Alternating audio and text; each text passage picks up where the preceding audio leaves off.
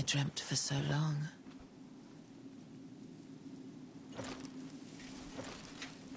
My flesh was dull gold, and my blood rotted. Corpse after corpse left in my wake. As I awaited his return.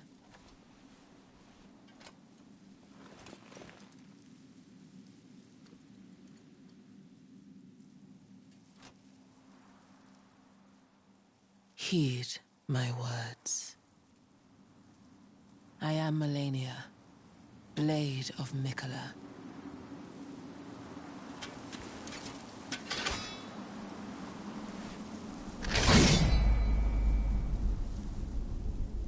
And I have never known defeat.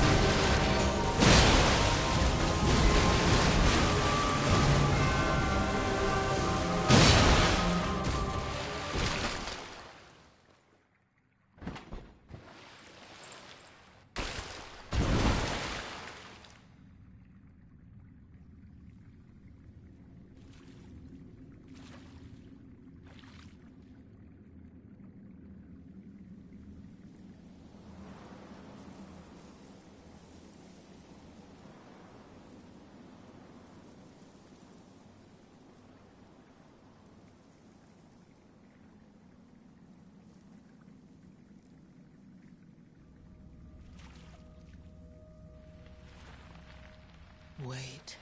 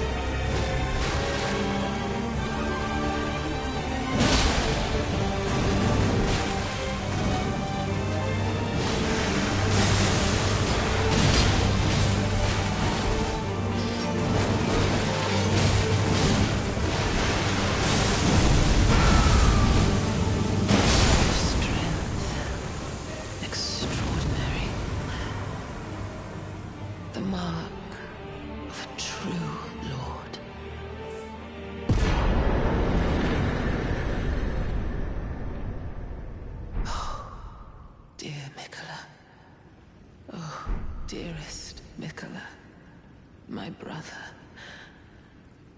I'm sorry. I finally met my match. Alright, second try. Just needed to get that one test run to get a feel for her attacks again, but yeah. Actually took way faster than Moog. I think Moog was 6 attempts. All that bleed, having to position myself around that. But yeah, with Melania, really just learning most of the dodge patterns for attacks. So it's actually way more straightforward. So yeah, cool. And then after this, yeah, it's just Radagon and the Elden Beast. And this replay will be done. Should be ready. Well, I technically am already ready. Oh yeah, right, that's her flower, that's her bloom. So I'm actually thinking if I should keep this. I'm thinking if I should keep this. The unalloyed gold needle, since this is Mikola's needle.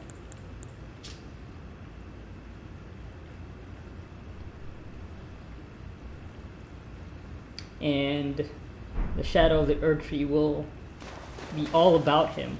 Well, we're following him into the land of shadow, so like yeah, I've actually been wondering all this time, even before fighting Melania. It's like I wonder if they're gonna do something where, depending on your progress in the DLC, if it'll trigger special cutscenes, special dialogue with relevant characters. I'm thinking, hey, maybe Melania would say something different in her intro cutscene here if you finish the DLC first and before fighting her, because that was kind of the case with Dark Souls 1 with Sif. If you finish the DLC first, or I think it's either that or you beat Artorias and then you go fight Sif, he'll recognize you. So, or no, yeah, I think it probably must have been beating Manus. So, yeah, I wonder. I'm sure there's going to be plenty of people who have so many save files already ready, already prepared for that kind of thing, like talking to, I don't know, yeah, Melania probably, or maybe even Moog. I don't know. Well, although I guess maybe not Moog, because Moog is, you have to kill Moog to get to the DLC, so it's probably not going to be a thing. Yeah, just in case, I think I'll keep this gold needle, and maybe when we meet Mikola in the DLC, maybe he'll comment on that. That'd be cool. That'd be a nice little thing, because I don't really need to use it right now. I've already done this quest line before, so I think I'm just gonna hold on to that. I'm gonna hold on to this needle just in case. But yeah, still a very tense fight with Melania, even after all the times I've beaten her. Still a fun fight. I guess at this point though, yeah, it was just a matter of remembering her moveset after that one go. And yeah, it's much more straightforward. Don't really have to worry about status effects and positioning slightly, but with waterfowl. Also, yeah, it's just so good to be able to survive some of that with good defenses and yeah, some boiled prawn. Also have to remember that you can't have both boiled prawn and the exalted flesh buff at the same time. Notice that when I try to do it, yeah, you can only have one type of buff, at least for that kind of buff. You can't have both extra defenses and extra attack power at the same time. So, but yeah, and also having a ton of HP. Definitely remember the first time I played this game, and it took me 4 hours to beat Melania, and that's after 2 hours of trying her solo, and then 2 hours trying to use the Radon Soldier's Spirit Ashes to help. But yeah.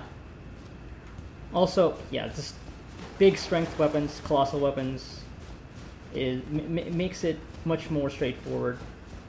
I'm sure that bleed still helps, like bleed builds, bleed weapons, but also just having two big colossal weapons to smack her, stagger her, stop her from running around is still pretty effective. I think I also remember the other build that I ran, that one that was like pure strength build. That was actually, I think that took me 3 tries to get her. I think it's actually the fastest I've been able to take her. 2 tries. I don't think I've actually done a first try attempt with any characters yet. Maybe one more time after I beat the DLC and start a completely new character for some reason. I don't know, maybe. Probably not gonna. Yeah, I'm probably not gonna replay the base game again. Not for a long while. Definitely the DLC though, and I have lots of characters that I can do that with. But yeah. Still a fearsome opponent. Yeah, looking forward to what Mikola might also say, because I'm sure because Malenia isn't beating Malenia isn't necessary to access the DLC. I wonder if Mikola will comment on whether or not you've beaten Malenia, like if he'll notice that. So yeah. Anyway, let me just get back to the round table hold. Spend these runes on I don't even know. And then I'll beat the game. I'll beat Radagon and the Elden Beast. I actually have a feeling that that one's gonna take me even longer. Because yeah, 2 separate movesets. I remember Radagon's moveset being a bit annoying to deal with sometimes. I think I'll just spend this stuff on the armor.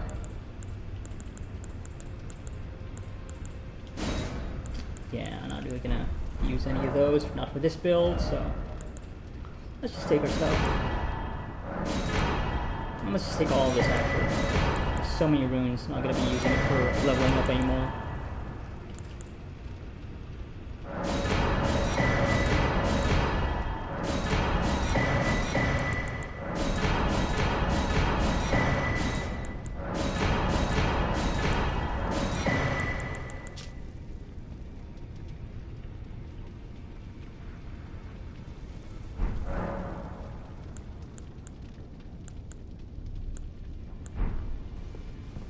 Also wondering if we're gonna have to fight Mikola, since he is, like that item description said for Malenia's armor.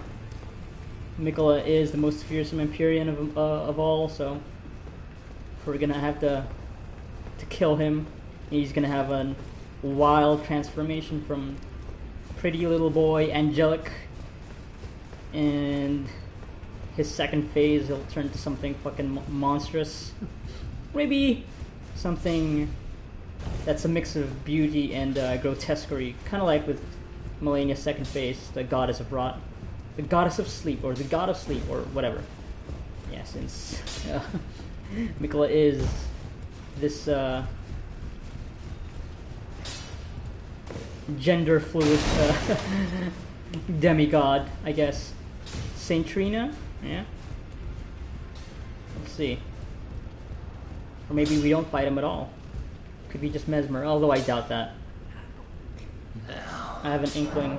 It's probably a good guess that he's like the final boss of the DLC. We'll see. Kind of hope not, just as a twist. He's just a good guy all throughout. Quote unquote good guy. But, yeah, anyway.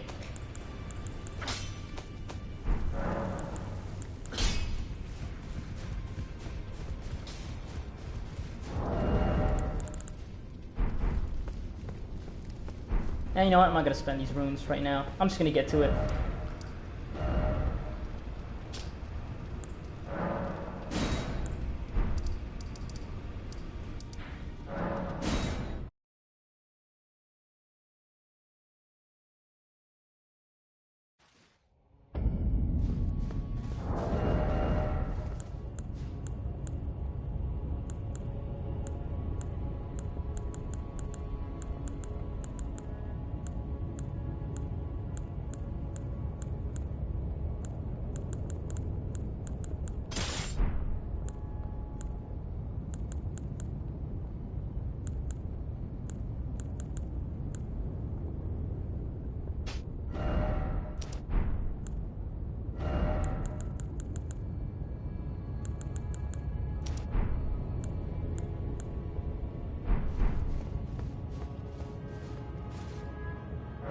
Yeah, one last thing to prepare for this is putting this thing on. Because, hate the Elden Star's incantation that the Elden Beast will be casting later. Yeah.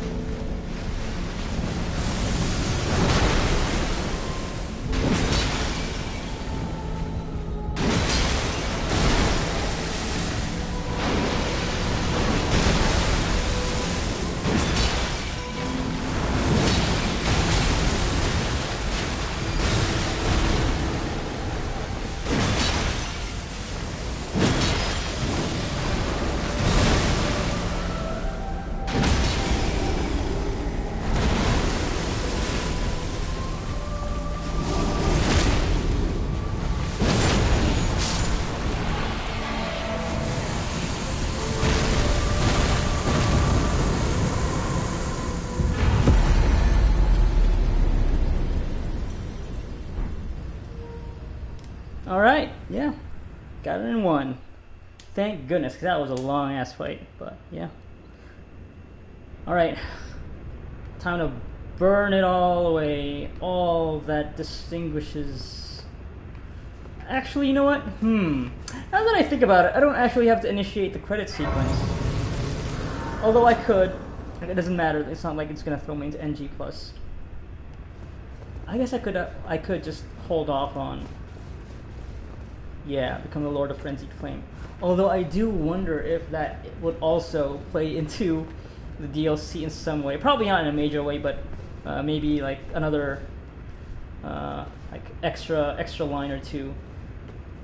Just like how in the Dark Souls 3 DLC, like if you choose to become the Lord of. Well, I guess that isn't tied to the ending itself. But if you go down the Lord of Hollows quest line, and you get to that point, Sister Frida will comment on you being Lord of Hollows. So I wonder.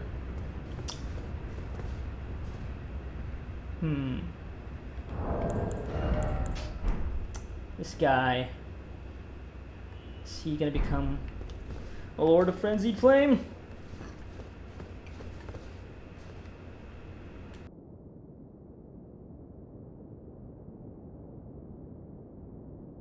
You know what? Sure, why not? I don't think that's gonna lock me out of anything for the DLC. So, just to have this on record, this amazing ending cutscene, the best one, in my opinion. So let's just do this. Yeah, show off the scarring, touched by the three fingers.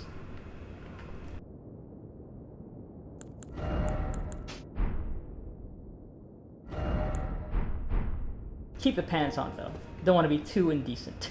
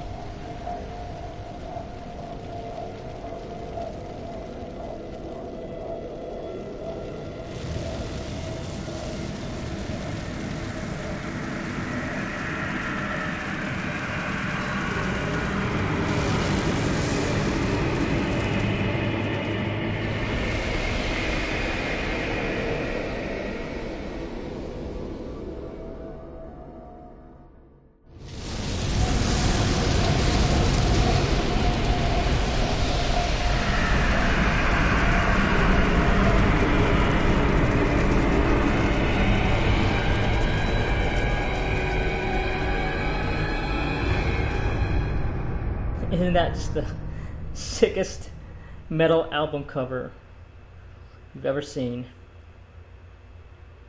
And yeah, to top it off, this cold, cold, cold line from our would-be maiden.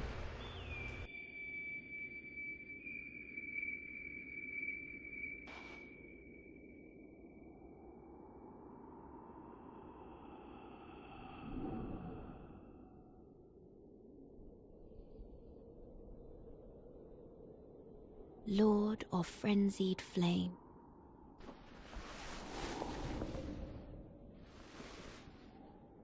I will seek you as far as you may travel.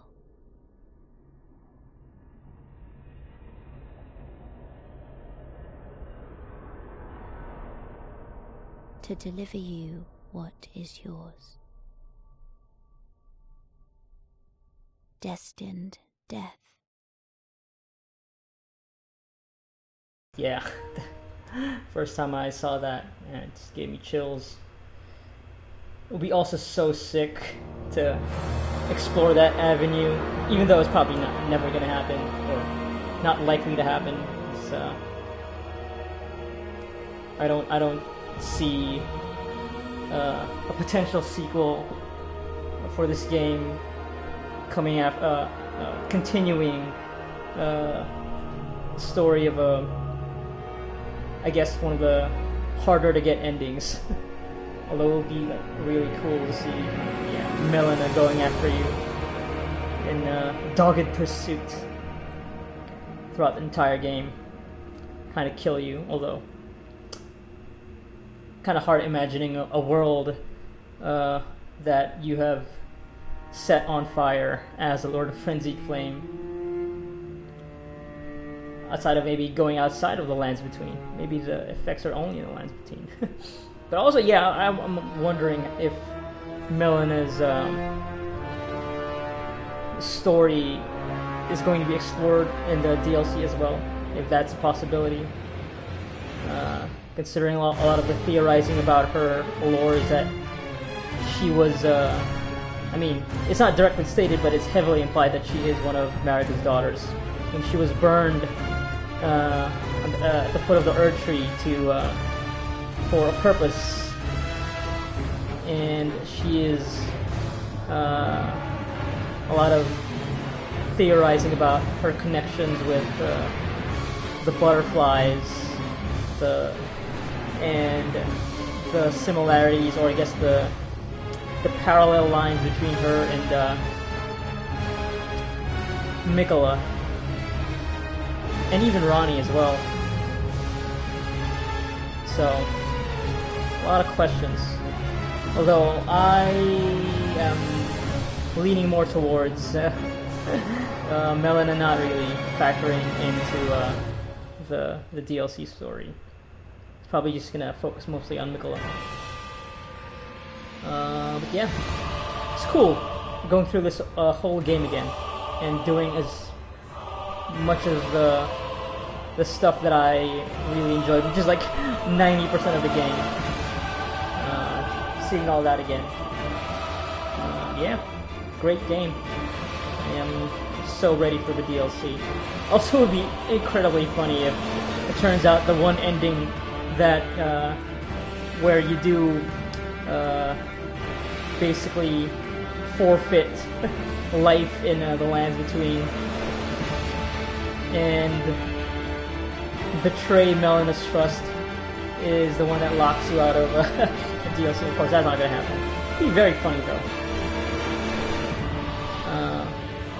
Though I do wonder if the timeline for the DLC is going to be completely removed from timeline in the base game from where you're playing.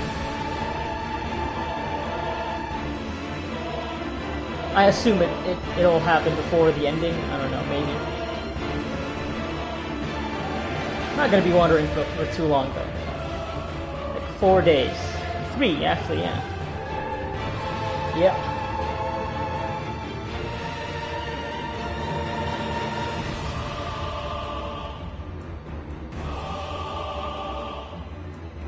Alright, I'm just gonna skip through this.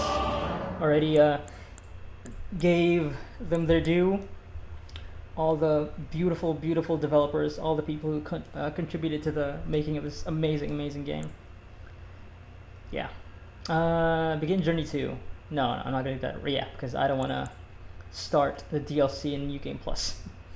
Alright. Yeah. We are not beginning Journey 2. Okay. That's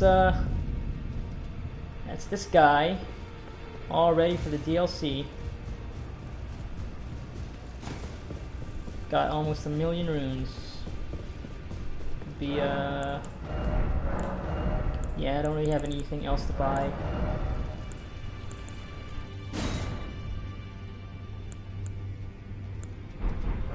Alright, yeah, I was gonna do it for this playthrough, so I don't really have anything else to do outside of, I don't know, just buying some things, which I'm just gonna do that off stream. Yeah, that's it for the Elden Ring replay. Let's see, yeah, 65 hours and 30 minutes. Level 150. Yeah, it's about half of the time that I spent compared to a first time playing, which I think took me 150 hours maybe. So yeah, decent time, while letting all the cutscenes play, letting all the NPCs speak their full lines of dialogue, and doing most of the NPC quests this time too. Yeah, that's it. I will be streaming the DLC though, that's for sure, day one. So I'll be back as well in 3 days, in time for when the DLC launches. Probably not around this time, same time, yeah. After work. It'll be a very long day. Anyway, that's it.